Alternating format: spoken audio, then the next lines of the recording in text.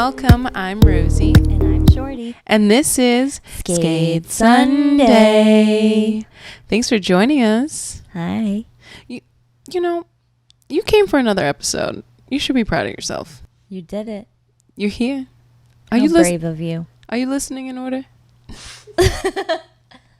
If you're listening in order, please drop a comment down below if you're a shuffler. If you're a shuffler, get out of my face. You can't shuffle shame. I can't shuffle shame, but shame. Shame on you and your family. You skip Billy? You skip. No, shuffled. You skip, but you skipping. Oh, you don't see it as a skip. I mean, you don't see it as a shuffle. You see it as a skip. Yeah, you skipping. Oh my God. If you shuffling and you didn't watch Alexis, Billy, all of our guests, pause this, go back, then come back. Listen to it in order like God intended. Just kidding. Do whatever you want. Yeah, I do whatever literally you want. could care. As long as you watch it or listen, or you don't even have to. You could just play it in the background so we can get the thing. That's fine. That's it. You could watch us on mute. You could fucking put little party hats on us. Fucking whatever you want. Fucking speed it up so we're like. If you want to watch it like super slow, like, you know, whatever fucking floats your boat is fine with us. As long as you watch it. Ew.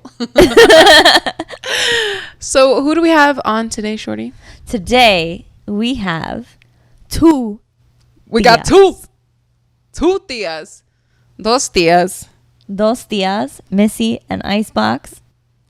But first, we got to pay the bills. Get money. Do you want a shirt that makes you go out and Do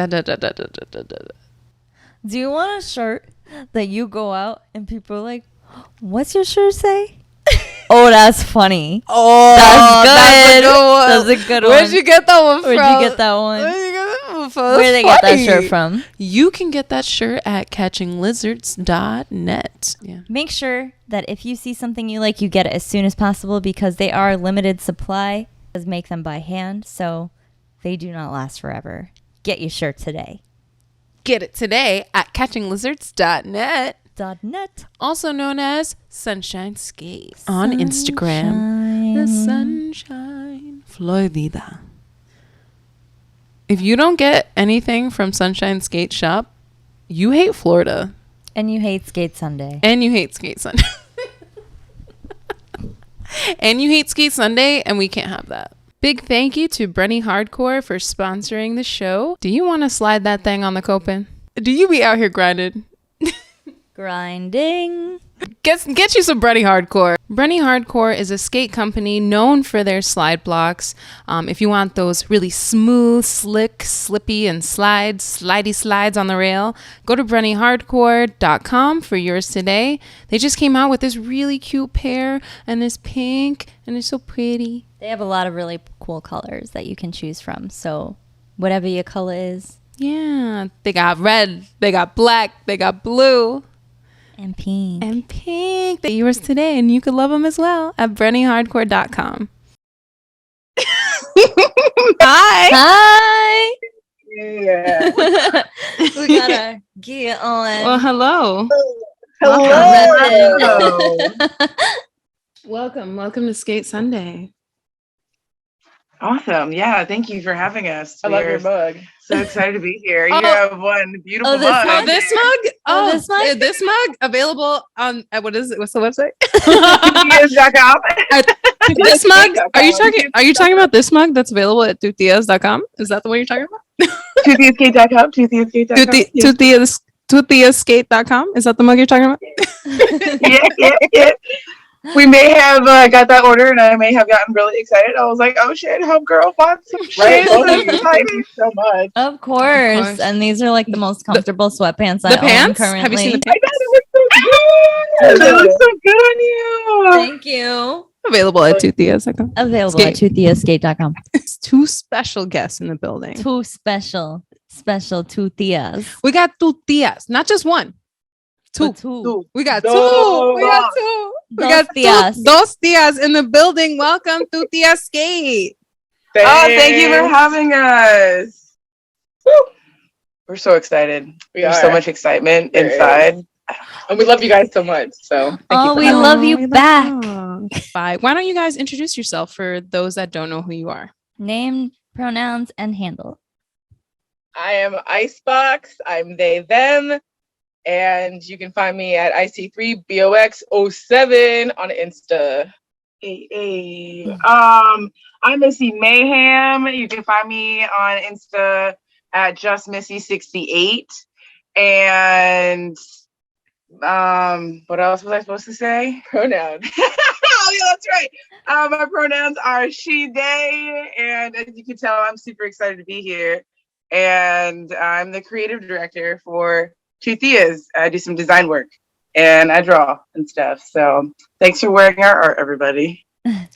Of course, I'm loving wearing the art. Yeah. So for those who don't know, explain Two Tias, kind of your origin story and what Two Tias brings to the table for our skate community. Well, that is a lot. And we could talk about that for a really long time, but I'll start us off and then I think Shelly, you should take over because you fill in so beautifully. So we had a dream. And our dream was to have a food truck and share our family traditional foods that we had with everybody else. And in order to do that, we needed money. And we also wanted to give into each other's ideas and talents and desires. And I had a love for fashion. She has a flair for fashion. We both do. Yeah. I see that. We decided to push not only our talents, but our skills and combine them. Yeah, and to create Two Thea Skate. Two Thea Skate, eventually we'll have a truck. That's our ultimate goal. We want to go around serving skate parks in the community. Events. Yeah, host events. We want to bring communities together and we want to start with our own. And that's why we've started, our events like Glow Skate and things like that, because we didn't have those safe spaces, so we created them. Yeah, we wanted to keep it old school. Like back in the day, you could just hang out with your friends outside. There was always someone was bringing food, someone was bringing the drinks. You were all hanging out, and we just want to carry that vibe to other people who have never experienced that the way we have. We're trying to keep a hood. Yes. Yeah, and I think apparel was something that we both agreed that we both had this hindering for fashion. And so we wanted to jump on that and really explore our creative talents and, see other people and stuff that we, shit that we want to wear. I think that was a really big part that I remember distinctively was having our catchphrases and stupid shit that we would say, being like, man, that should be on a t-shirt. And being like, that really should be on a t-shirt. And why aren't we making that t-shirt? Why are we waiting for someone else to make that t-shirt, to profit off of that idea? Why can't we be the ones or even just share it with the community? To share that, to create that, that product. I wanted to be able to express ourselves and share ourselves in that essence with the community. And I think that was a big drive for us to go in that direction. Yeah, giving back will be the biggest part of it all. And I think the ultimate goal would be to turn my house, I live in the countryside of Virginia, to turn that into a skate paradise so people could eventually B&B over here for a getaway, and also to serve as a community ramp and things like that we could have in our neighborhood. Oh my God, I love that. You can't even skate the street outside. I tell you, it's fucking terrible. The worst graded asphalt you could possibly imagine. Yeah. The chunkiest of the chunk. Yeah, there's nothing that could roll over that smoothly. And that's in Virginia. Yep, we're in good old Virginia. We in cow country. Technically the last front to Northern Virginia, so we can technically say that. Yeah, we host events, we sell merch, we, teach people how to have a good time if they've never been on skates before. I love we do lessons. How to skate. I'm like, this is what you do. We hang out. We hang out. You know, it's a team effort, and it's always been that way. You know, it's always been we're sisters. You know? If we didn't say that in the beginning, we're sisters. Yeah, we're sisters. Yeah, blood right here. Also aunties. Yeah, also aunties. Sisters and tias. Yeah, that's right. Big auntie energy, right? All day. Yeah, all day. But you know, we want to just give back in a way that we haven't seen here before. So we're trying to bring a little West Coast to the East Coast. I love that. So tell me a little bit about your creative process when it comes to like the apparel, because I'm a fashion girl myself, and I'm not a money fashion girl, but like I like being very conscious about what I wear with the earrings and how my hair is. Like it's really how I feel. You won't catch me wearing the same outfit that often because it's always like every day is a mood for me. I feel you. We dress like that too. There's not like a specific genre that I dress. I dress in whatever mood I'm feeling. And I think that's the most important part about our clothing is that number one, it is comfortable. And number two, would I wear that shit? And if it's not, fuck yeah, then like we don't want to make it. Like it's not even I think that's the first thing is what do we want to wear? Yeah. And I think all the time, like my husband sometimes will be like, I need some more cool t-shirts. And I'm like, what's a cool t-shirt to you? You know what I mean? Like, tell me. What would you wear? Why can't I put out a cool t-shirt? Like, where's the cool t-shirt that I need to put out? And like, it makes me, you know, get my brain turning in a different direction. And it allows me to create some pretty cool stuff. Like, I'll sit there and I'll draw, or I'll look at like something when we're driving and I'm like, oh my God, that would be great. And then if it said this, and then, you know, right. Or you're inspired by something. Typically we try to like take notes down like in the minute. She'll be like, put that on Google Keep. Department store life. And I feel like they have already done most of the work for you because they're department stores. So like they're looking at trends, they're looking at things that they think are in or not. And I look at that and I'm like, I like where they were going, but I think they did it wrong, and I'm going to do it better. I'm seeing a lot of the same clip art everywhere when I'm shopping for clothes, and it's just like, I'm not just going to buy something because it has a roller skate on it. Like it has to be cute, you know, it has to be a look. It has to be something that I don't see everybody else having to. So that's why I love your style. Like these pants, I'm a pants girl this summer. So it's so what I'm going with lately anyway. So when I saw it in the shop, I was like, one for me. It looks so good on you. Thank you. Did a lot of process of elimination, what would work for us, as far as like screen printing ourselves or ordering or hand pressing or print, like how are we going to print it, or even vinyl like transfer. We tried a lot of different things and we just kind of found some things that worked for us and some things that didn't. And then what was cost effective, like especially with products sitting around, because we want to have such a diversified line. So print on demand was something that was like super easy for us to like figure out. Get behind. Yeah. And it also too, it saves like having to mass produce a bunch of products that you aren't selling. So well, I think the big thing for how we do our business with our print on demand service is that we have the opportunity to choose so many different products, you know, high-waisted bikinis, joggers, you know, sweatpants, sweatshirts, like mugs, all kinds of different stuff, all because they have these products and you just get to pay, you know, we picked the stuff that definitely suits us and what we think our friends and family would absolutely love, you know, something that they don't mind sporting and toting around.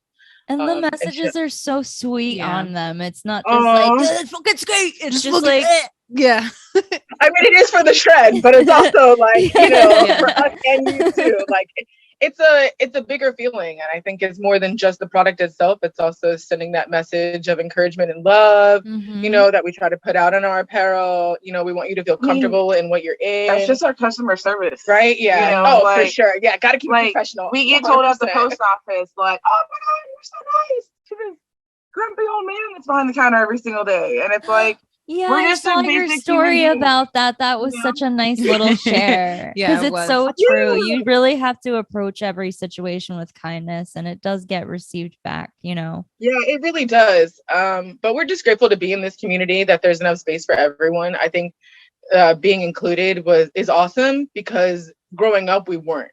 You know, we grew up in a very we grew up near DC. White? So yeah, it was very military, very, we're military kids. Yeah.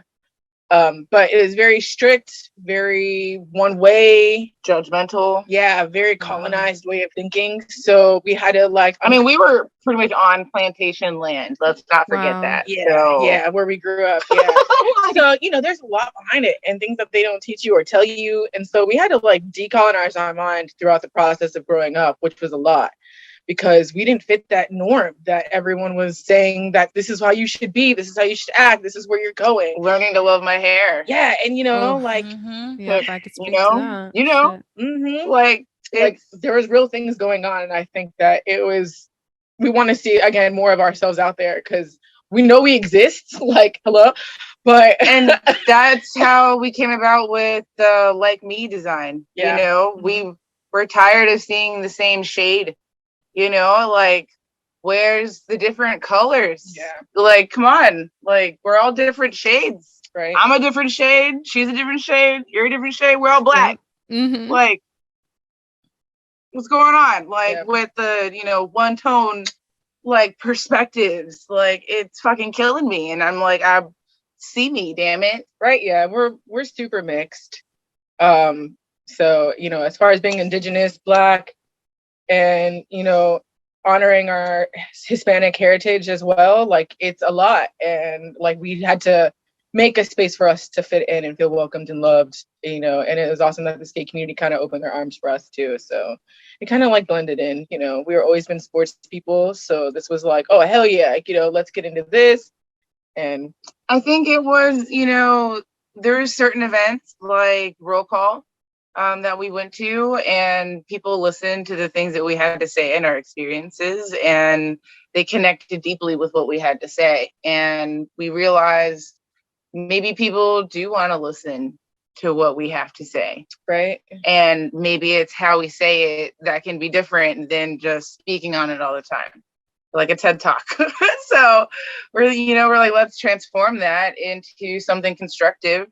And let's do this dream that we've always had, but never attempted.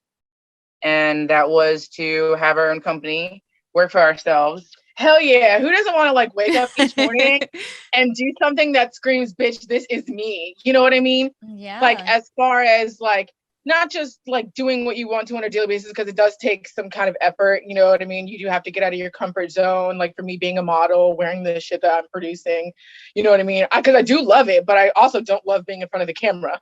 It took me a long time to get comfortable with the camera. And we're even shooting with another person. Like, I was a straight asshole to deal with, like, all the time. I'd be like, like, it's like, what crawled up your ass and died? It's like nothing. I just don't know how to take direction and communicate right now in front of the camera. I don't feel pretty, so this is hard for me. Like, I feel ugly.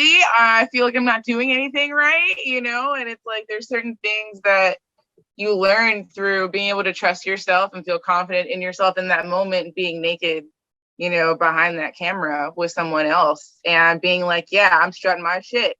Look at it. Right. Two Theas, bitch. And like, I think it's fun, and like you throw it out there and it comes out and you create this lifestyle for yourself. Captures it. Yeah. And you create this lifestyle for yourself, do the things that you want to do and see in the world. So that's what we out here doing. We just really trying to push that. We want to see more of us. Yeah.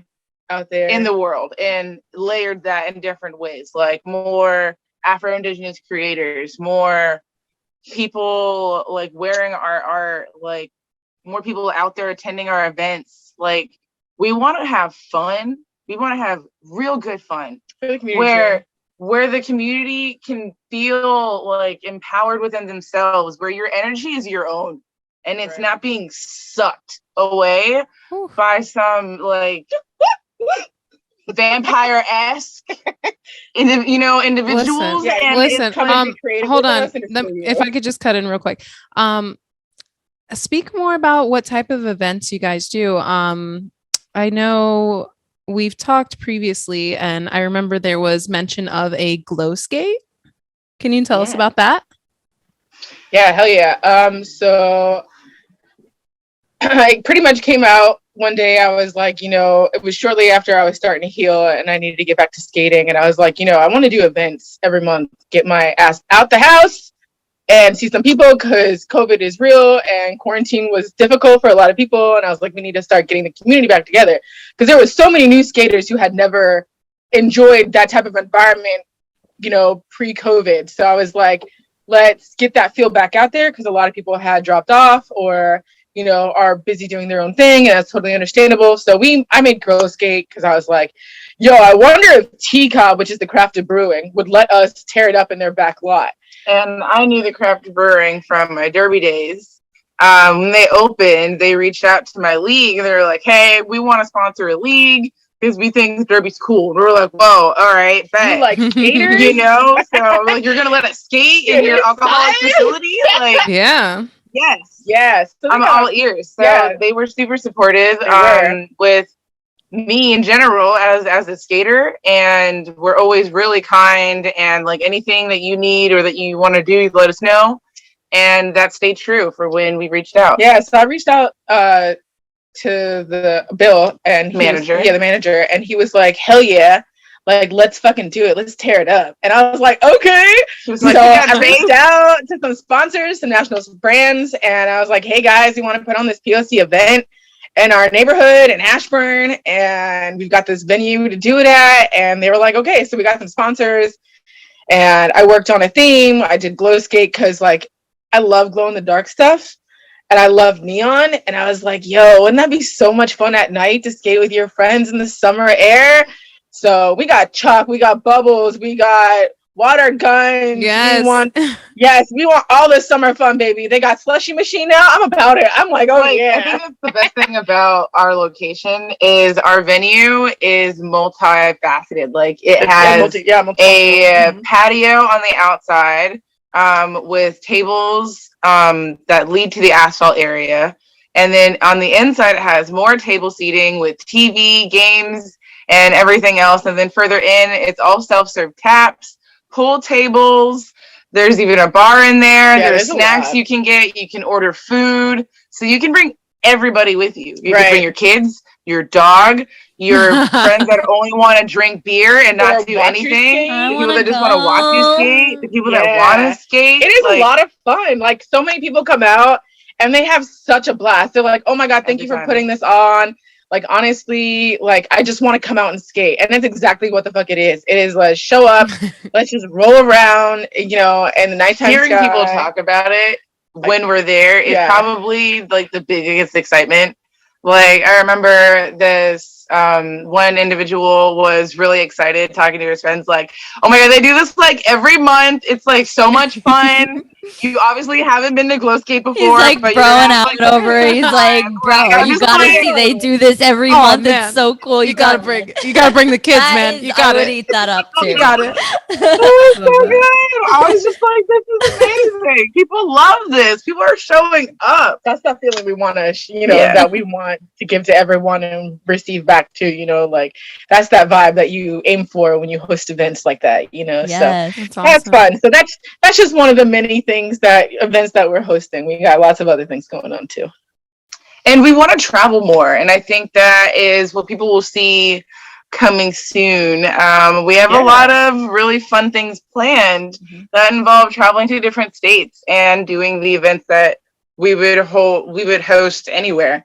Right. But where you're at, like in your city. So, you know, I mean, I'm not going to be upset with y'all if you know, want to come to Florida. You know, I'm not going to be mad about it. I'm not going to be mad about it. Like, I'm not mad. I mean, I wouldn't be mad if you wanted to do a little collab event or something. A little like collab, that. you know what I mean? I wouldn't be upset about it. Would you? I wouldn't be mad about it. I would not be upset. Don't sweat off my ass. You have your I know what we're doing. My people, we'll work it out. You know, have your people contact our people. you know. I love how like all the people are here. Like it's just us four. Like call my assistant. Right? You gotta speak it into existence. Yes, you gotta act like absolutely. You know where you want to be at. Like I want to. There you go. And we're the type of people that like we take that. And we take it serious. I'm a big dreamer, yo. So, like, if you're like, let's do like, okay, we're gonna go as far as we can to get to that like point of doing it. And if we go all the way, then we're like, yeah, fuck yeah, bitch, we did that. Yeah, we dream this big. And then what? Sometimes, and then we go the what's modest. We're like, okay, well, this is what I'm doing. Like, but yeah, we just, you got to do it. Who else is gonna do it if you don't do it? Exactly. Like the dream is there. You got to chase it. And like we just got to work hard. Fuck, we worked hard our whole life, right? I want to work hard for myself. I love that. Yeah. So I want to have you guys kind of tell a little bit about yourselves individually and your skate journey. If Icebox, you want to start. How did you fall in love with skating, and what's your experience been like with that? So we were always outside kids, like 100% out before, back before the lights come on. Or you get your ass whooped. Like, for real, that's how it was. Facts. So we stayed outside all the time. All day. On base, when we lived in our neighborhood. Like, that's just where we were kids. And I think that was where I made my most memories. And not even just with my friends, but with myself. I, proved myself wrong. I got back up. I made cuts and bruises, and I was like, damn, I can do that. Or, damn, I'm going to try that, So I skated as a kid. As I grew up, was something you only did for like birthdays and stuff. I don't know why that happened. I don't know. And then eventually, back in 2017, Missy was already doing derby, and I was like, I want another pair of skates. You're missing a small portion. We were really big fans of the DC Roller Girls, we would go see their games for like probably like a couple of seasons. Yeah. And then I got the balls to join derby. Right. Yeah. Well, at that point she had joined derby, and I was like, I want to get back on skates. That they are having so much fun without me, and this cannot be. So I got a pair of skates for Christmas that following 2018, and I did the damn thing, and then I broke my leg. Which was pretty catastrophic, but with the help of my friends and family and the skate community around me, I was able to achieve my dreams and like heal myself both physically and mentally, and now I'm back out there doing the thing. I did have to start over. I did lose a lot of flexibility in my leg, and I had a trimolar fracture, which was pretty much breaking the leg and dislocating the foot and breaking all the bones around it that like held it together. So that happened while skating. Yeah, I was what happened? I was messing around on a box. Let me tell you, you break yourself in the weirdest ways. So with me and my friend, because she was on a trip in Cali for work and stuff, and me and my friend went to the skate park because my car had died, right? You go skating when bad shit happens, right? So I was like, oh man, let's go to the skate park, la da da da. And she's like, yeah. And so I did a lazy grind on a box, and then I kicked the box to try to push myself away, and like totally like wrecked myself. It was... Yeah, it was pretty. I thought I was going to panic, but I didn't. I like had really extreme composure, and I was able to like coordinate everyone what to do. Freakily calm. I was eerily calm. Like your adrenaline was like probably. Yeah. My auntie mode kicked in. I was like, yo, let me Thea came in. When Thea mode starts, there's no stopping. Right? Oh no, speaking of the other Thea in that situation, Niani rolled up onto the park to get to her. Yep. To come from the box. Like sidewalk, grass, like drove onto the park, you're saying with a vehicle? With a vehicle? With a vehicle? That would be me. With a motorized vehicle? In my little like Scion XB jumping off the ramp. Shorty has plane landing energy. Like, I don't know if you understand, but like there was a story of like here at our airport, right? Yeah, one of the passengers had to land the plane because the pilot fainted or something. And I sent her the story, and she's like, "You would have landed that plane." Yeah, 100%. And I'm like, "You're so right." That's the Thea energy, though. That's that Thea energy. Like, it just kicks in. Like, everybody stay calm. Theas are always like, "Okay, we're gonna figure this out. We're gonna do it. We're gonna figure this out. We're gonna get there." Right? I need that as a real sound from you. Like, okay, we're gonna figure this out. So, there we go. Yeah, it was definitely an experience. And medically wise, I did get a lot of discrimination in the beginning. I went to an urgent care and 2 hospitals, and it wasn't until I got to the second hospital to where they actually gave me treated me and put my foot back into place. Mm-mm. So it was a really wild experience. So you had to go to a second hospital in order for real. them to take your injury seriously. Yep. Yeah. And they were like twisting my foot around and they were like, do you feel that? And I was like, that is sickening. Yeah, so how was it getting back on skates and the recovery process? God, I thought I was going to be scared, but I wasn't at all. I literally like blew the doctors away with my healing process. And they were you're so heavy. I can't believe you can lift yourself. I put that, listen, okay, I can do a lot more than just lift myself. Okay. So it was one of those things where it was like, okay, now I'm going to have to prove everyone wrong because they think like I'm a stigma, you know what I mean? Like a statistic. Mm-hmm. And so I was like, so here I am doing my damn thing. So I was like, we're going to do these exercises. We're going to get back to it. And one day I was like, everyone was at the park and I was like, I brought my skates. Maybe I'm gonna do it. And I did. And I was like, it feels like nothing ever happened. It really was a mind over matter at that point. Cause as long as I trust myself to do the things that I knew I was going to do, it was like riding a bike, one foot in front of the other. So, but it did take you do have to be in a good spot mentally and physically. I think you did a really good job with accepting the fact that you're not going to go right back into exactly where you were. Yeah. I had to build myself back up. More so she was grateful that she could skate again. And that's what drove her to get back to where she was. Right. To where I am now. Yeah. And do you remember what was that little secret of healing? What was that again? My pomegranate juice, my cherry pomegranate juice. That shit is miracle water. Yeah, I don't know about you, but it's good for the blood. So listen. Yeah, that's incredible. What was it? Can you explain it really quick? It's rich in antioxidants and it's good for your blood, like for real. And so I was like, since I wasn't moving and I was completely like bed rested for a while, I was like, I need to get this blood flowing. So give me some cherry pomegranate. And for some reason that shit worked. And I healed so much faster because of it. And it really was. The doctor didn't know what to, he's like, I don't know how this happened. He called me Wolverine. But I was like, well, we definitely know what she's had a lot of. And that's cherry pom. Sorry, you're not built like me. Cherry pom. Sorry. You're like, reason number 1, me.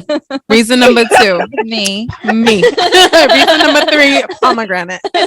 Yeah, pomegranate. Yeah, for real. But I mean, it was good for my body. My body needed it. So it definitely helped my healing process. And he was a mad wizard with his knife and he made I have a tattoo, a gnome that got unzipped and then he stitched it back up. And it's seamless. You can't even tell. The whole process, even though in the beginning was terrible and terrifying, it ended the best way. It did end in the best way possible. So I'm really blessed and thankful for that. So yeah, but pomegranate juice, everybody. Cherry pomegranate juice if you can. Cherry pomegranate juice is the secret to heal the leg. It's that tart, baby. It's that tart. Keeps you sweet. Thank you so much for sharing your journey. We're gonna move on to Missy. Why don't you tell us about how you got into skating and a little bit about your journey? A long time ago. I'm just kidding. I'm not that old. So I'm skating for definitely over 5 years. So I've been skating for a while.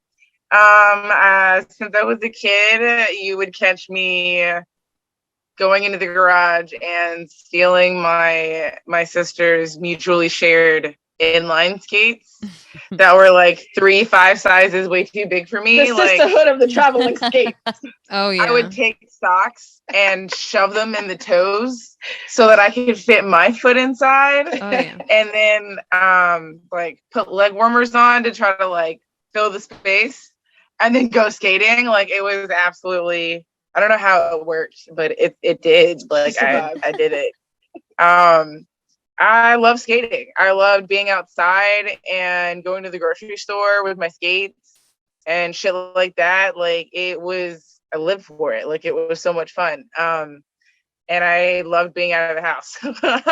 So I think the best thing growing up was having those moments outside. And my parents, that's the only thing that they listened to. And they bought me a pair of Skechers skates Ooh, And that the was Britney like one? Not the Britney. The Britney Skechers skates. yeah. I had a thing for Britney Spears when I was a kid. I like that pink CD. It was my fave. It was. You know, We all loved the pink I'm not CD. gonna lie, like just seeing y'all's chemistry makes me want to call my sister like right now. I need to call my sister right now. I mean, like, I miss you. I'm sorry. Yeah. So Skechers skates. They were the highlight of my life. I was like, whoa, quads. These are cool. These are so much fun. And then I got invited to some skate rinks, some white girl birthday parties because, you know, they can afford renting out the rink. And no, I you didn't just know show how up to with your skate. whole crew. That's what it is. Yeah, That's how you you do know. it. So You got a brother friend. It's okay if they come along. They already there. I didn't really know how to skate very well. I never really taught myself how to skate in quads anyways. So when I went to the rink, I was like dumbfounded. Like I didn't know how to skate. I can only skate in inlines. And someone was kind enough to, it was actually the birthday girl. She was kind enough to teach me a thing or two about like balance and where it needed to be. And it gave me like a weird hope to like do it again someday. And I never really got the opportunity after that. I don't know what happened to those Skechers skates, but Definitely wore them the fuck out. I feel like they didn't last long. Like I don't remember them living. I have for very so many long. stories like that where like, man, I have this cool thing, but my mom just gets rid of like she'll be like, It she was don't just need this. gone. Get this out of my house. You don't even use And this. then it's Mhm. just like, hey, Yeah, Texas I the used to mud. have I donated rollerblades. it. That applies. So I didn't skate for a long time, and then I would get invited via my sister when I was in high school. Cool kid. She was like, I got this Groupon to go see the Derby team in DC. You want to go check them out? I was like, Right when Groupon was cool. I was like, okay, like I got nothing to do. You're gonna drive me in your Jeep because she had this cool ass Jeep, and it was cool. R.I.P. to the Jeep. Sorry. R.I.P. And it was so much fun. I remember like sitting in the bleachers with my feet dangling out and just being in fucking awe of the sheer talent on that track. She's like, I could do that. And I was like, yo, I can fucking do that. I was like, I try. can derby. She was like, man, I don't know. Can you get hit like that repeatedly and not get mad at somebody? And I was like, I don't know, maybe. I was like, if it was all for the game, I could probably do it. Maybe not. I was like, I don't know. I'm not old enough because I was like 18. And you signed yourself up. I told myself that I wouldn't join Derby until I was at least 21 because I refused to like not have a celebratory beer if I won a game. Respect. I don't want to be like left out of the pub because I can't go. After parties, you gotta go for the after parties. That was the best part. Or like the weekly meetups back in the day. Yeah, so I waited to try out until I was 21. So it was a few years later. I had just spent going to the seasons and watching them play and just being a spectator. And I loved it. It was great. Yeah. I had my favorites, and then I ended up meeting one of my favorites when I was trying out. Condoleezza Slice. She's actually one of my bridesmaids. Yeah, she's one of my best friends.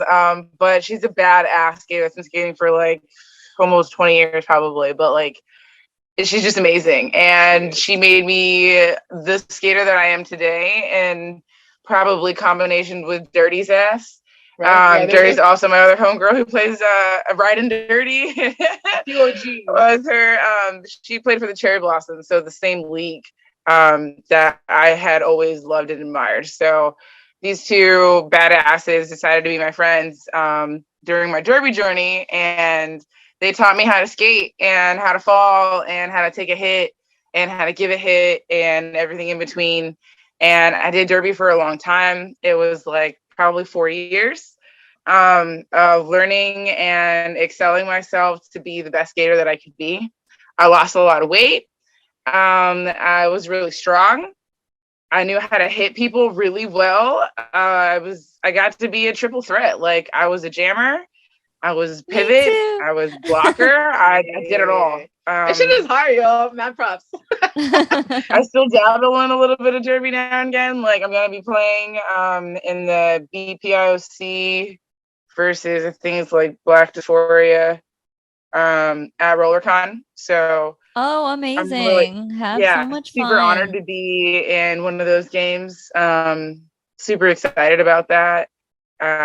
It's the type of level that we would see in a side-eye versus bitch please bout. So like it's super. I'll tell it all the time. Super wild. So like an all-star game? Yeah, like, pretty much. That's fucking sick. Every single one. Like Freight Train's on my team. Like I literally am like every time I see him, that's I'm like, amazing. That's amazing. So, and I got to play with most of these individuals when I went to the BPIOC Bowl in Denver with the Colorado Shiners. And that was a lot of fun. I got my ass kicked.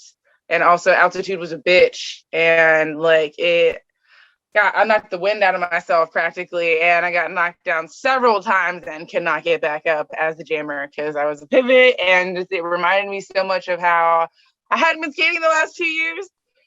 Playing derby and a number on all of them. It really did. Yeah. It took my ass out. But yeah, that was derby, as a recent in the in-between, with the pandemic and everything else, even at the end of the last year or two, when I was doing derby, I started to park skate. And I park skated to have fun. It wasn't to learn tricks and get a bunch of tricks under my belt. It was just to skate in the park and have a good time. I want the hair flow. Like I didn't understand people's drive behind goals and I'm gonna work on this today. And I'm like, okay, I have nothing in my list of things to work on. I don't have a list. I just skate. I'm just trying to stay alive. And that's stay me. alive. Yeah. Sometimes my body tells me what I'm going to be able to do today. Yeah.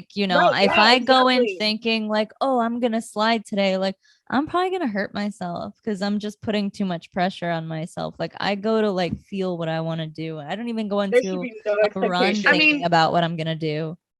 I like doing new things. Sometimes it'll just be ooh, what if I did this? And I'll do it instead of thinking about it. Yeah, in the moment stuff is and I'm like, oh shit, I just landed something new. That to me is way more exciting than drilling something.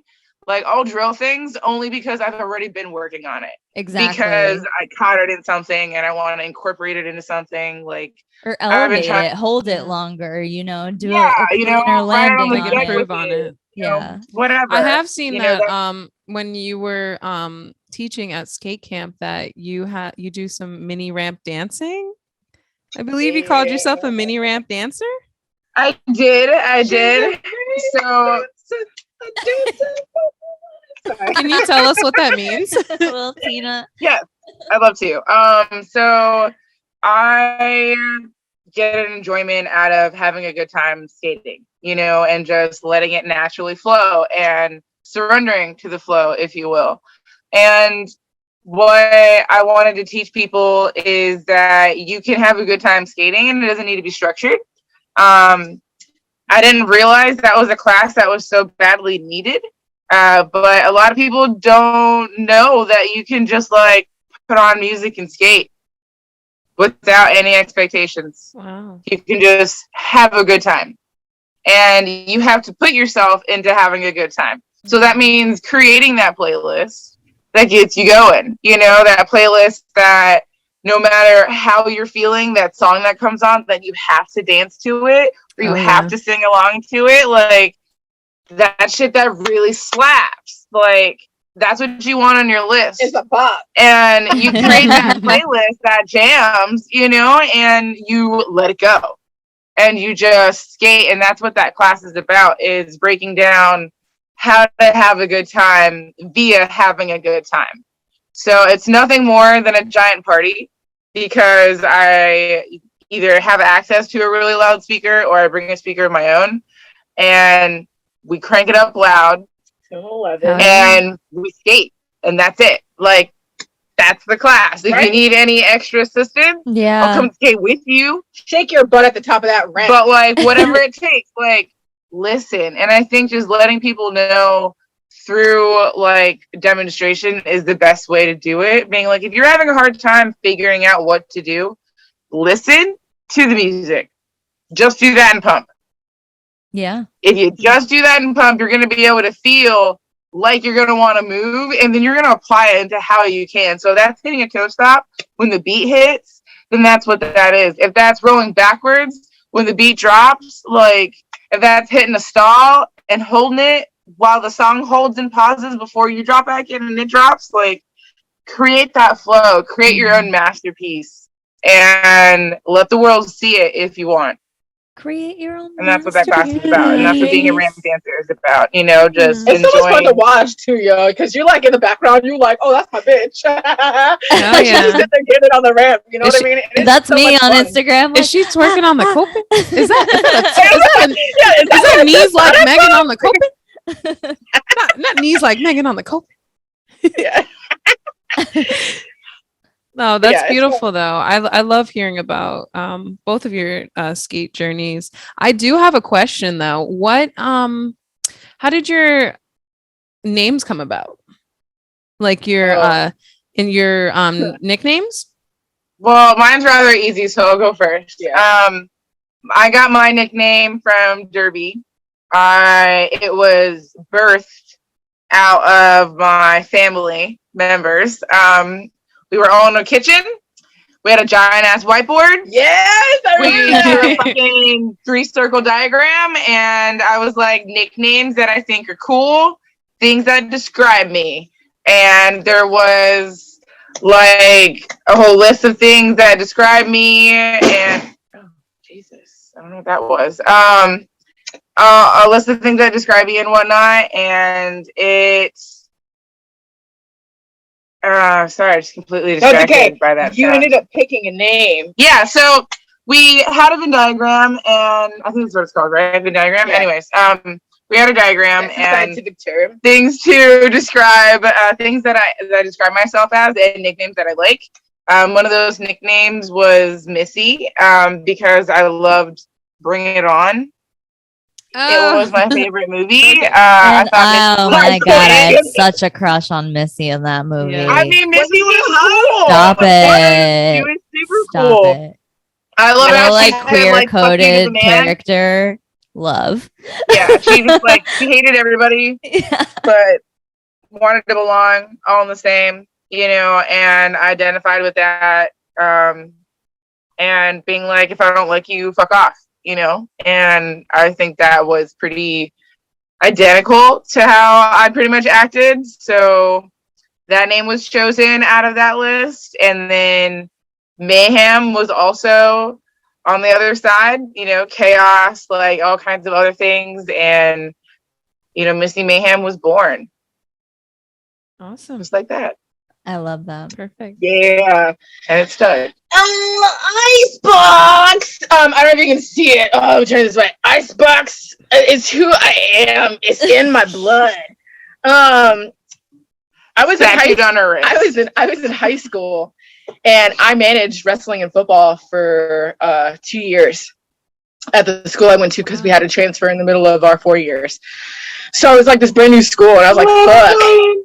So everyone was like, oh, you need a name because I was part of the team. And so they all called me Icebox because I was a cold-hearted bitch. Oh, my God. And, yeah, well, it ain't a lie.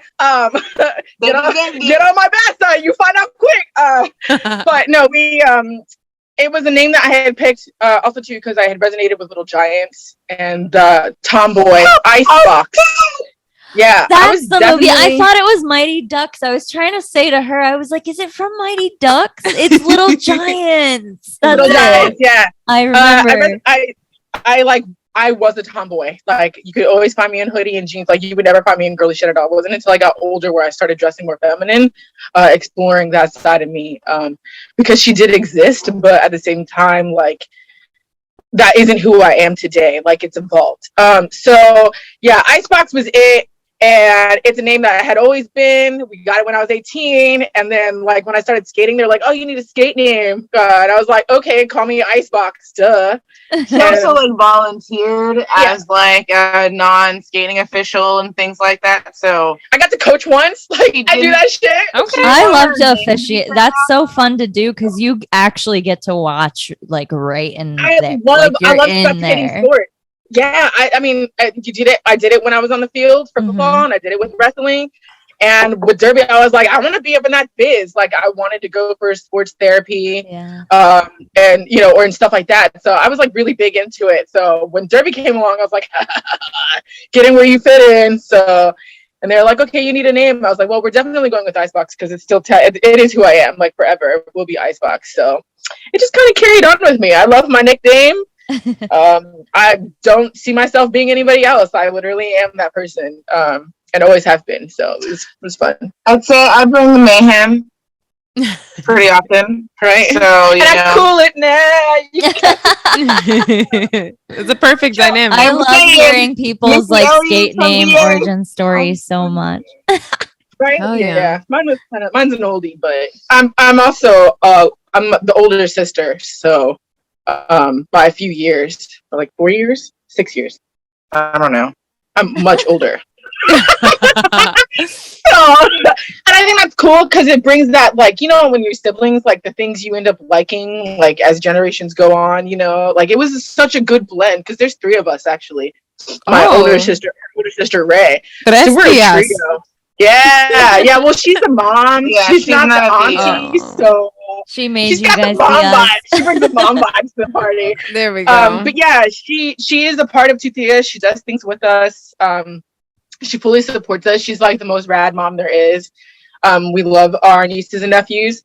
So you know, as far as like growing as a family, this family business we have going on, like I love our combination art, like the things we like, the music we like, the things we're into, like it all plays a part of who we are, and it plays a part of who we are as two Theas too, like as far as people, individuals go. I mean, put it this way.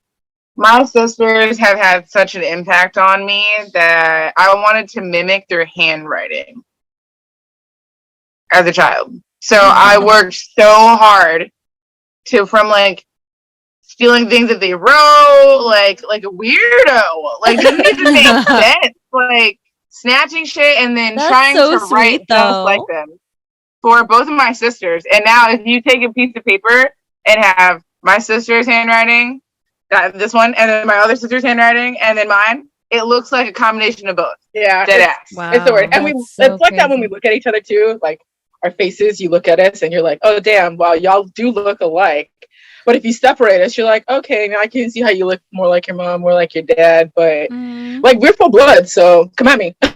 No, I totally relate. I'm the baby of 4, so I feel you. We keep different colors. Yeah. That little Punnett square was just coming out with different combinations. Like 100%, it's like you're gonna get this, you're gonna get little R, big R, big R. So for our last little interview part of the night, and y'all can decide if you want to talk about it or not, but we want to address the whole like working for Moxi situation. What was it like? And because you no longer work for Moxi, right? Correct. Okay, so Correct. if you'd like to talk about it, you can. You know, there's not like a pressure or anything like that, but I think everyone kind of just wants to know, like, what's it like?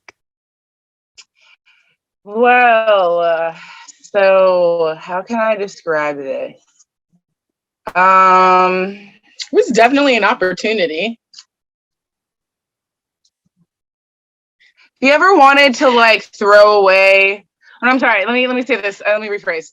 Have you ever like wanted to not throw away an ice cream because it's frostbite, but like, you know, like it tasted good at one point, yes, but it just doesn't taste the same anymore? It's like melted and then refroze, and you can just taste the difference.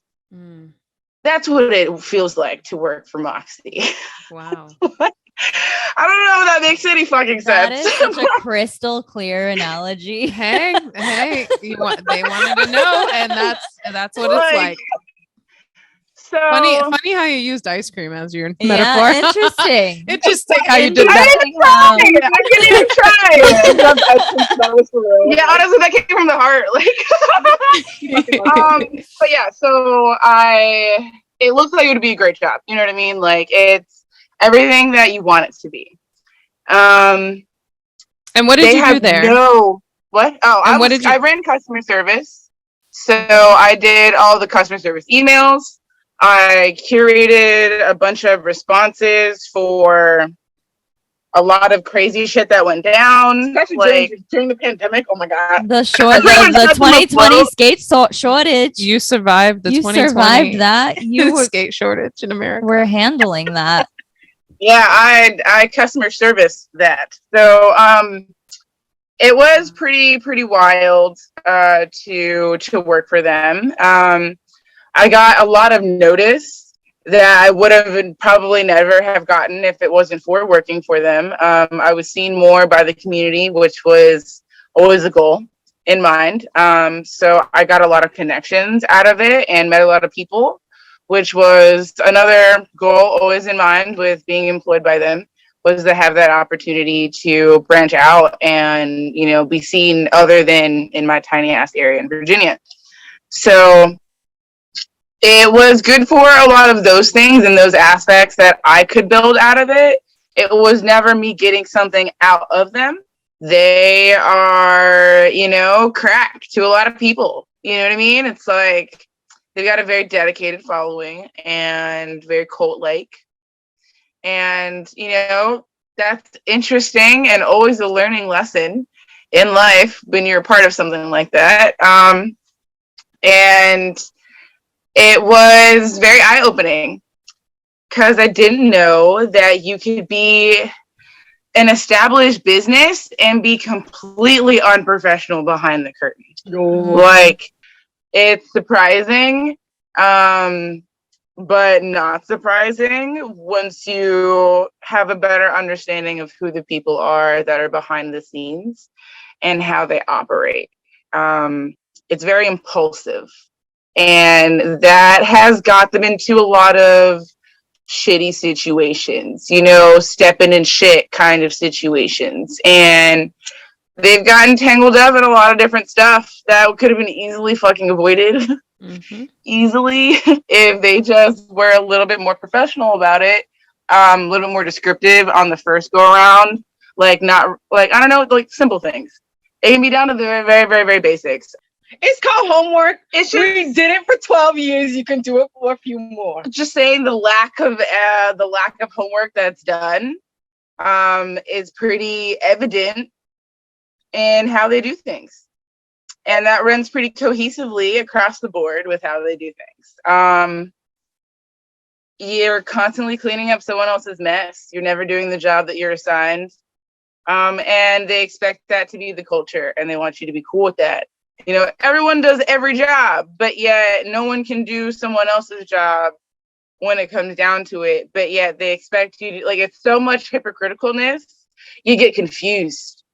You're like, am I the liar or are you? Because you said this, but then you said that, which contradicts this, which means that. So what do you mean by that?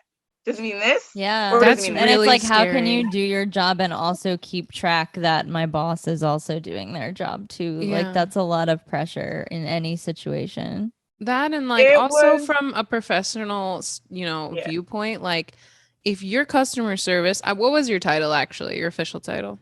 My official title was customer service manager, although I was never a manager in the sense that I've ever been a manager before.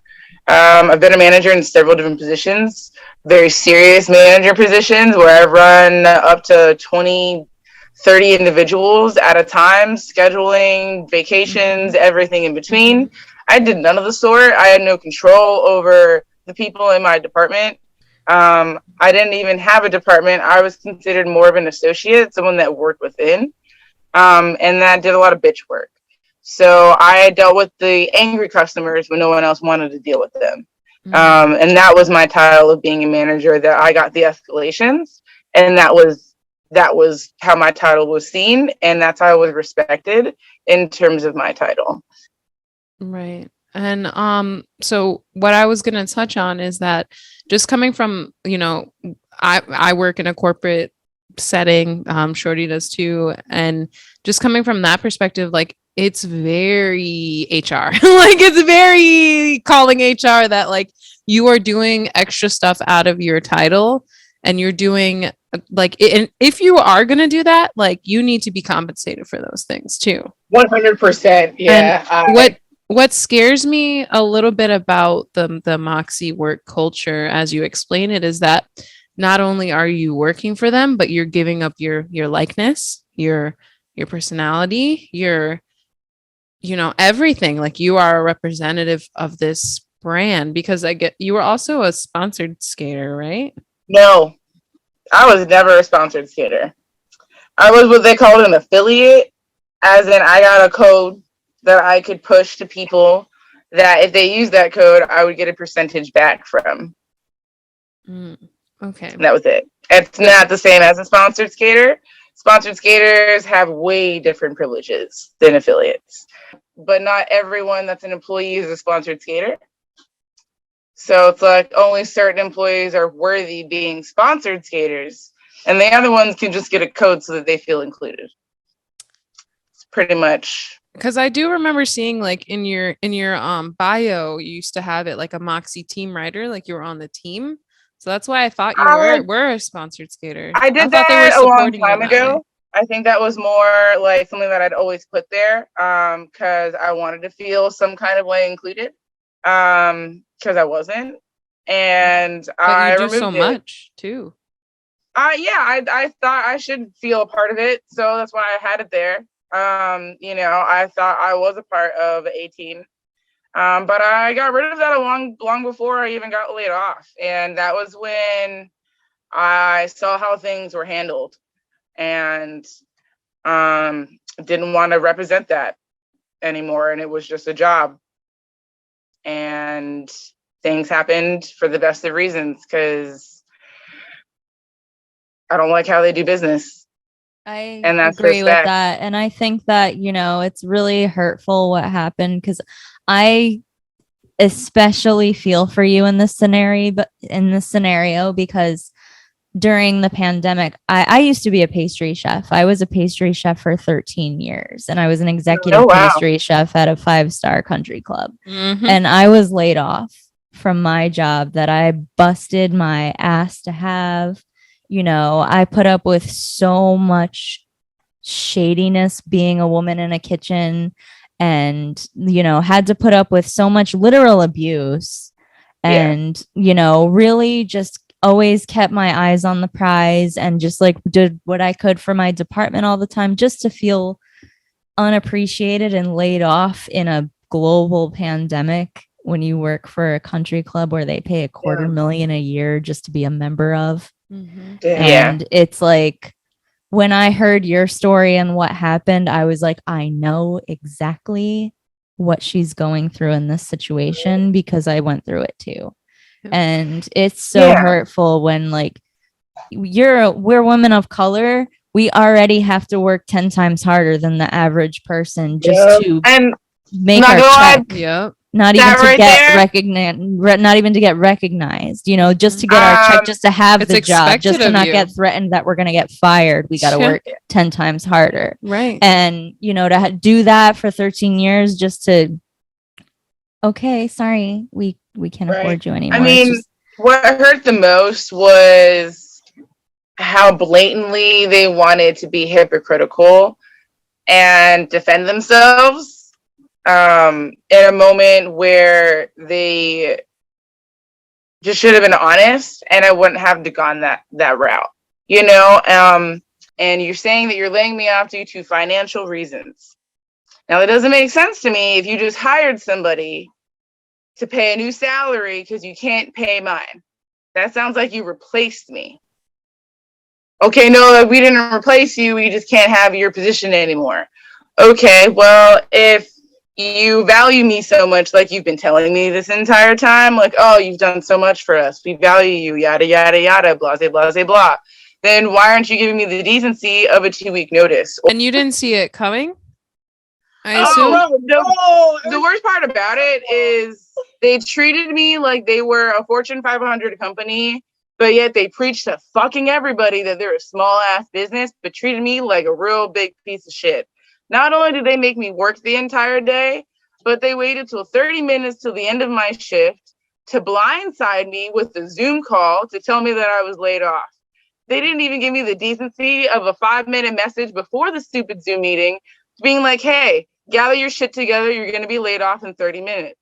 Like, bro, I get a not even a fucking split second of a warning. If I was any decent human being and I treated you like a fucking person and was nice to you at work and I had to lay you off as a manager, I would fucking give you a warning if you were there for almost 2 years. I give you a warning as a fucking friend to a friend, being like, hey, I know this is really not my position, but I'm the one that's going to have to make this uncomfortable call right now. And it's about to go down. I don't want to do this, and I don't want to see you cry in front of me like how I know you were going to cry, because everyone knows I'm emotional. I don't hide that from anybody. And they've seen me cry on different occasions. So the fact that they gave no fucks, knew that I was moving, gave no fucks, gave me no notice, I was like, really shows that y'all really treated me really well. Thank you so much for this gracious exit. And while I'm on the Zoom call, you lock me out of everything that I have access to, and then tell me to get all my things off of the computer, of the company computer, so that I can pack it up and ship it out. Oh shit! And there's my moving stuff. Our ancestors are like, they're pissed. They're tearing the room up. It's so scary because it almost sounds like nope. It almost sounds like to me like, at least this is the impression that I'm getting, is that there's a lot of blurred lines between friendship, family, workplace. Like, yeah, that nepotism, man. It's not a good way to run a business. No, at all. We're not family here. We work here. I'm a highly professional individual. Like, those are red flags, yo. Like, literally. and highly professional individual. I do shit by the book. You tell me policy, that's the policy I'm going to follow. You know, I've seen how much value you bring that company, and how no matter how much you try to like save them and like fix them, it's bigger than you. You can't anymore. You're not getting paid for this shit enough. First of all, like, you want to do your best. What are you gonna sell your soul to go against? Like, you know, like dead ass, yo. Like, I'm telling you, when I speak of vampires, you know what the fuck I'm talking about. All right, just know. Okay, so with all of that said, what are, like, if you could do it in like maybe 2 or 3 points, what are some important values that you learned about being a person of color and running a skate brand? I would say, for me personally, running a skate brand and being someone that is Afro-Indigenous, it means that I have a certain amount of responsibility to provide myself and my identity to the community in the form of artwork. And I want to spread that so other people can relate to it, building that relatable energy.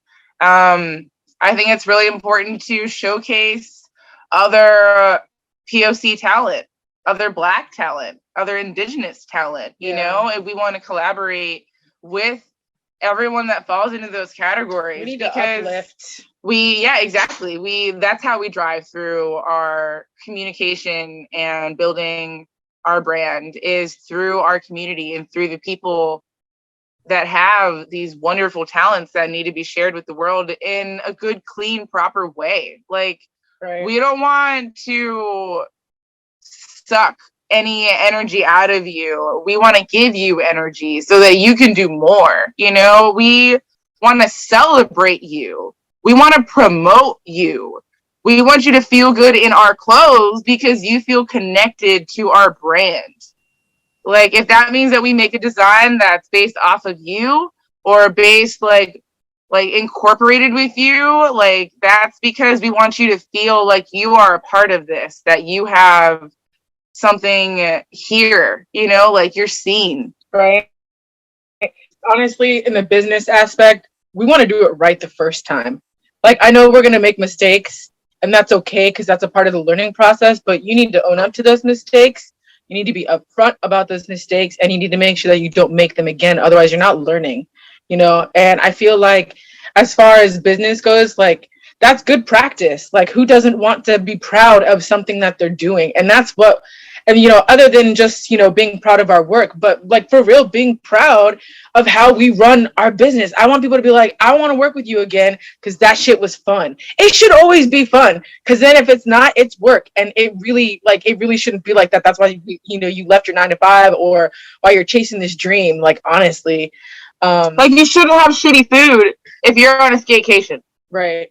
Simple as that. Yeah. You know what I mean? Like, I hate people that have these stories of going to these awesome places and having terrible food because someone planned something awful. They didn't think things through. Yeah, or they didn't ask the right questions or make sure that people were going to be satisfied with what they were getting. Yeah. Like, we want to provide events and opportunities for the community that people are going to remember because of all the good things. Right. Not because of all the bad things. Yeah. That's so beautiful. It's literally bringing me to tears because, like, I, you know, and that's what I want for, you know, for you guys and, you know, coming from me from our show. Like, I hope we can, like, be that help. Like, it's beautiful to see how you care, I mean, the caring is just the biggest part of it too, you know, like you actually give a fuck about the people. They're not just 100. dollar signs to you, you know? Yeah, you have a responsibility for the people that, like, for real, it is. You. And it's not easy, but that's why we're a team. You know, that's why everyone who helps us do, like, I'm like, hey, you want to be a part of the team? I got a spot for you, baby. Like, let's do this. Let's glow. Like, you know, like, I feel like not enough people want to give people opportunities, but I mean, there needs to be more of that these days. You know, they all talk about it once a month come February, but no one's really putting down paper when it comes down to it. I am not your fucking billboard. I'm not an advertisement. So, you know, if you ain't going to do it, I'm going to do it for me. So say it louder for the people in the back of the room that didn't hear that. One more time. I'm about to do it for me.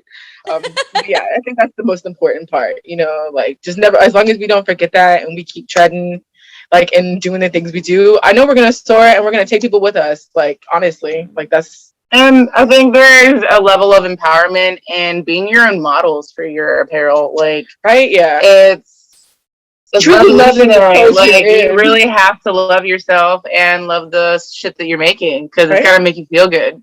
And that's what we strive to do, is create apparel that makes you feel good when you put it on.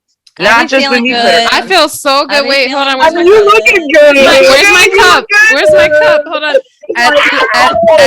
Available at tutiaskate.com. Tutiaskate.com. You heard it right here. Really fast Tutiaskate. Well, we're out of time, but where can people find you if they want to find you? www.toothieescape.com. Or check us out on Instagram at Toothieescape. Yes. Yeah. Find us on the interwebs. If you Google that shit. We on Facebook. We on Instagram. We got the Twitter. MySpace. Oh my God, MySpace. I wish. My music would be popping on my main page. Oh, well. My top 5. We're on Spotify. Check us out. And your personals? And your personal Instagram? Is just Missy68 on Instagram. And IC3BOX07. 007, actually. It felt so good to speak with two tias. Yeah. That was a lot. It was a lot, but are we surprised? No. And I just want to be clear that this isn't, the purpose isn't to, if you listen to this and all you get out of it is like people talking shit or like this isn't the community, then like go back and listen to it again. Or maybe this isn't for you, you know, maybe the message wasn't for you. But it just really pains me because like you said, it's the tale as old as time of like women of color have to work fucking thrice as hard just for job security. And even when we don't. Yeah. I mean, just keep the job, not even progress in the job. Right. And I think it's really important that if you're putting money into it, I think it's really important that if you're putting money into a brand, believe in that brand, hold them to a standard to where, okay, what are you doing with my money? How do you treat your employees with my money? Mm-hmm. You know, how do you treat our community with my money? It's not okay to just keep using people and using their talents and not giving them the opportunity to grow as an employee, as a business professional. It never ceases to amaze me how unprofessional people can get away with being and still make tons and tons of money and have tons of followers and respect and so many people that have been a crutch to that kind of get left by the wayside in you know, the destructive path of that. And you know, we're starting our own thing. It'd be great if this turned into a business at some point, but I think that we have so much intention behind it to where, let's say we did have an army of employees. Mm-hmm. I would like to think that we would make a conscious effort to hear them and make sure their needs are met too. 100% from us, and not expect them to manage me as a boss. And I think the biggest takeaway would be to just be conscious of where you're spending your money. Oh, yeah, 100%. And what those businesses are doing with your money, because it does have an impact on people's lives. And, you know, there's other brands out there. There's other businesses that could use the same type of energy as far as support and money. So maybe look around a little bit more. There really is more. There really is. So much. I'm sure there's a few of your friends that have companies. Like I'm saying, y'all as listeners, like I'm sure there's a friend of yours or two that are starting a brand and you haven't bought one thing from them. A sticker, a patch, a shirt, anything. What are some takeaways or lessons that you've learned from talking to Tias? Personally, I can really relate to Missy's situation with being laid off. Obviously, I was in the same situation not that long ago. But my biggest takeaway is that honestly, like, it hurts in the midst of it, but personally, I know that you can come out of it and find a new path. And, you know, sometimes you get on a path and think like, wow, this is exactly where I want to be. This is exactly going where I want to go. And then you find some sketchy shit along the way. And then you need to figure out a new way to go. And that's scary and takes time. And it does mean you have to dive into the unknown. But I think it's okay to trust yourself and be like, no, this happened for a reason. And I'm going to take this energy and create something with intention and make sure that my energy is being utilized the way it should have been utilized this entire time. Damn. God damn. That. Period. What she said. Am I Skate Yoda? That was beautiful. I cannot top that. But I mean, shit, fucking pay your workers, man. Yeah, fucking respect them. Understand that they are humans with needs and families and bills, bitch. Like, fucking bills. Oh. We are in a new work environment where if you're a boss, you work for your employees. They don't work for you anymore. Good luck with these new generations, because we ain't taking your shit. We ain't taking your shit no more. We're not going to take it. I quit. I fucking quit. I'm calling out. I'm calling out. I'm calling out. And I quit.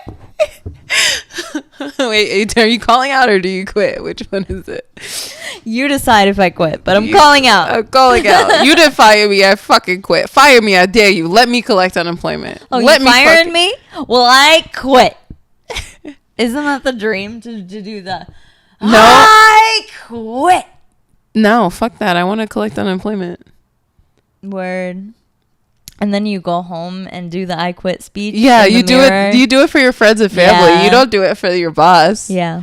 You fucking got to say they fired you. And you storm out. Right. Of your it wasn't your choice to leave. Yeah. You make it more dramatic than it was. Like, you're like, they had to call the police. They had to escort me out. They wouldn't let me get my stuff out of my cubicle. In my desk. I wanted my keychain. You know the one you got me from Vegas? I left my plant. Oh, not the plant. I would kill. The way I would burn, I'd break in. Nah, you gotta have that one coworker that's like down for you. That's gonna like bring it out. Yeah, of course. Oh, with that said, support us. We do have our Patreon set up. Become a patron. Get some merch.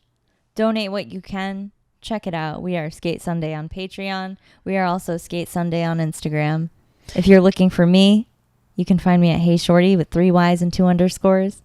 And if you want to find me, you can find me at Rolling with Rosie on Instagram. And if you want to find us, you can find us at Skate Sunday. Thanks for watching and listening. Bye. Bye.